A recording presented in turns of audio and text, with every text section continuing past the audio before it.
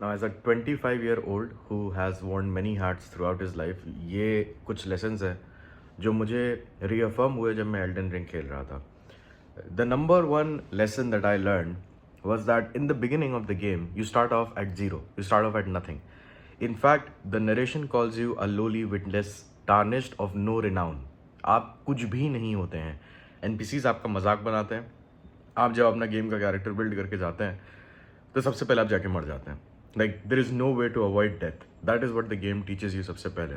उसके बाद जो सबसे पहला बॉस आपको मिलता है, ट्री सेंटिनल, वो आपकी बैंड बचा देता है. उससे आपको लड़ना ही नहीं होता है. In fact that teaches you that everybody in life starts at zero. आप बिल्कुल ज़ीरो से शुरू करेंगे.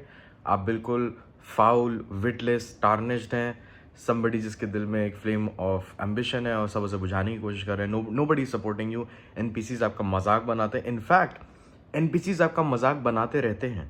Even if you complete the entire game and you find a new NPC, starting में वो भी आपको डाउट करता है जब तक आपने उसकी क्वेस्ट लाइन ना कंप्लीट कर दी हो. टुवर्ड्स द एंड जाके उसको समझ में आता है ओके ठीक है, ये इंसान लड़ सकता है. Like nobody hands it to you just because you have done things in the past. जो दूसरा लेसन मैंने सीखा वो था the importance of planning and action. पूरे गेम प्ले के दौरान you don't have any dialogues. आप कुछ बोलते नहीं, आप कुछ महसूस नहीं करते. There is no fear indicator, there is no you know कि मैं मरने वाला हूँ तो मेरे अंदर एकदम लास्ट मिनट रेज बेट आ गया. ऐसा कुछ भी नहीं है आपके अंदर. There is only planning and there is action.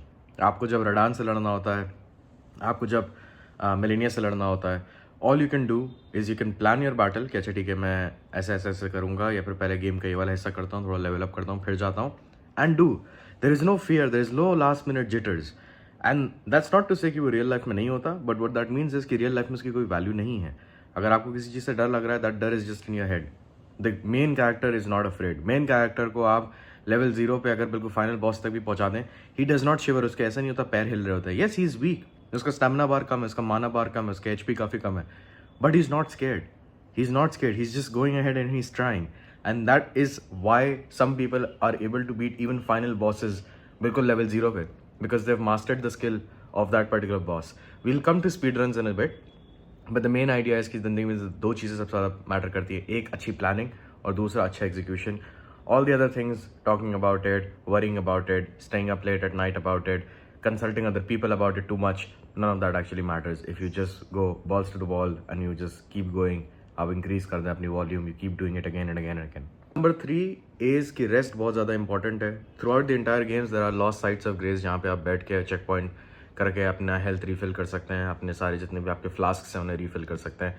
You can basically start the game again with full health. Enemies सारे के सारे अपना they begin to mind their own business. We call it de aggroing. So they all get de aggroed. आपके ऊपर कोई भी aggressive नहीं होता फिर.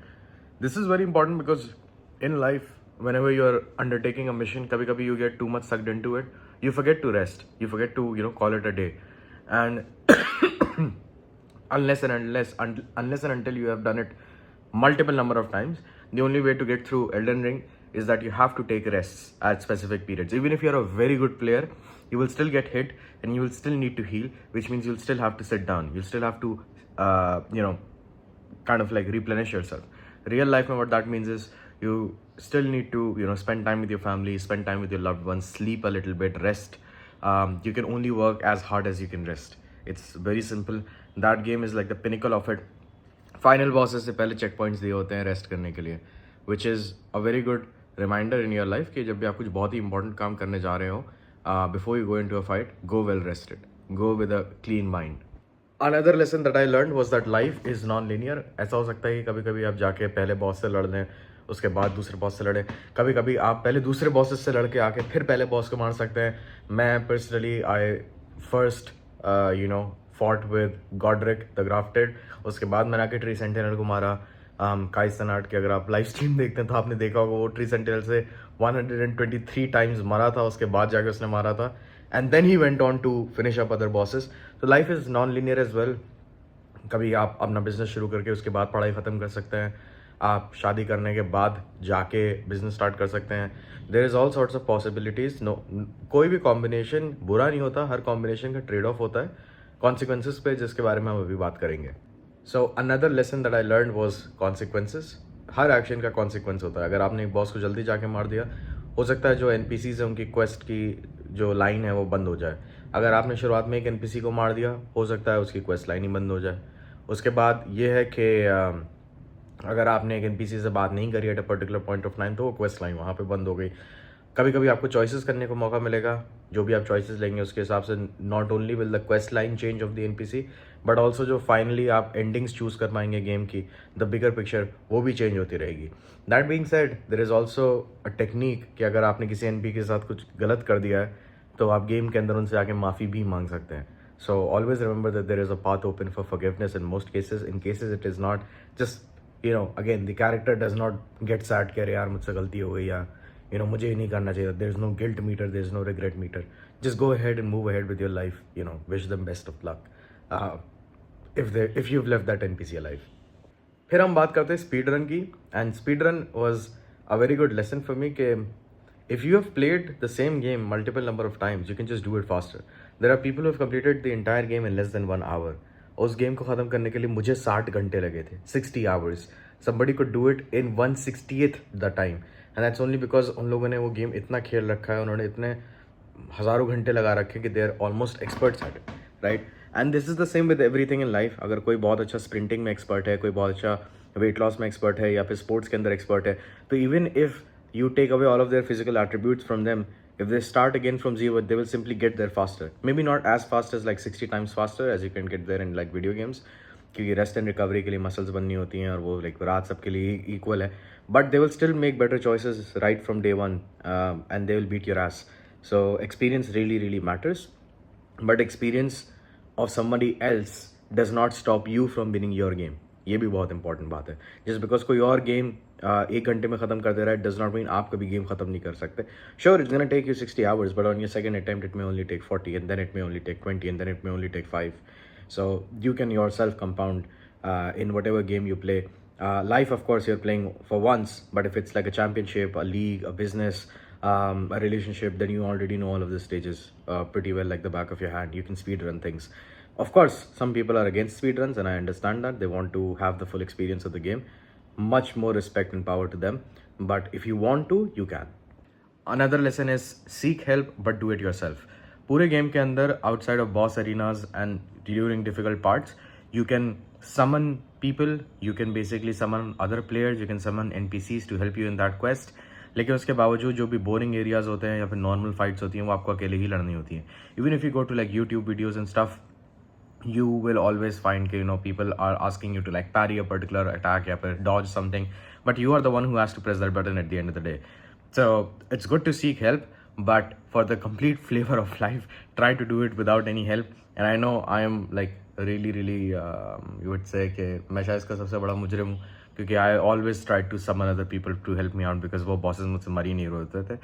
But other people having done it solo are proof कि you can actually do it solo. And from what I've heard and from what I've seen as well from people around me is that whenever they defeat a boss solo, जिसकी खुशी होती है वो एक अलग level की ही होती है. एक और बड़ा लेसन ये है कि you cannot have a favorite weapon as such. Different situations will always call for different weapons depending on which boss or which enemy type you're fighting against. क्या वो enemy holy damage को susceptible है? क्या वो fire damage को susceptible है? Are they susceptible to ice damage? Are they susceptible to bleed? तो इसके basis पे you choose the weapon that you're fighting with. So the game forces you into flexibility. You cannot just simply max out like one weapon and then play the entire game with it. I mean, you can, but it would just be way more difficult. It would have been preferable and better for you अगर आपने 2-3 weapons थोड़े level up किए होते, rather than एक weapon max level out कर दिया और फिर उसी के साथ खेले जा रहे हो, किसी और weapon को आपने collect ही नहीं किया. तो always have that flexibility whenever you are going up against an enemy.